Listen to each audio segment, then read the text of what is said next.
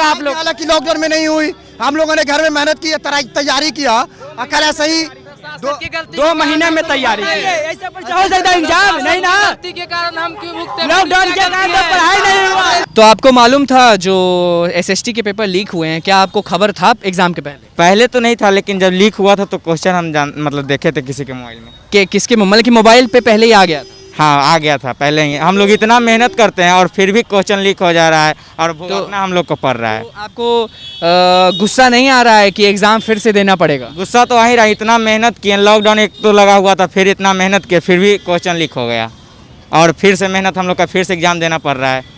मुझे first seating के बारे में तो कुछ पता नहीं है, बट सेकंड सीटिंग का पेपर मेरे पास आया है मैथ का, अप्रोक्स 1:30 बजे के करीब। तो मुझे पता चला अभी आज मैथ्स है? मैथ्स कल था, मैथ्स कल था? परसों तो आया 1:30 बजे के करीब मेरे पास।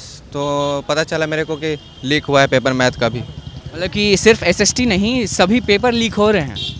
नहीं, मैथ और सोशल साइंस का तो नहीं, पर साइंस का मालूम है। मैथ और साइंस का मालूम है, सोशल साइंस का नहीं मालूम है मुझे।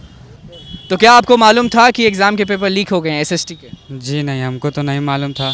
तो आप मन से पढ़ाई किए होंगे? मन से तो पढ़ाई किए थे, घर से एग्ज़ाम देने की तैयारी में निकले थे, लेकिन पता नहीं कैसे लीक हो गया और हम लोग को दिक्कत हो गया।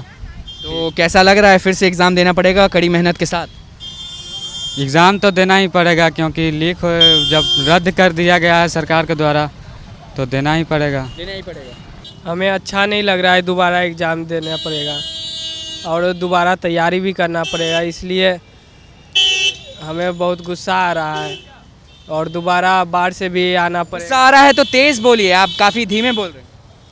नहीं तो उतना तेज नहीं बोलेंगे, सुबह से खाना नहीं खाए हैं एग्ज़ाम देने के लिए। एग्ज़ाम देने के लिए कहाँ से आए थे एग्ज़ाम देने? बाढ़ से।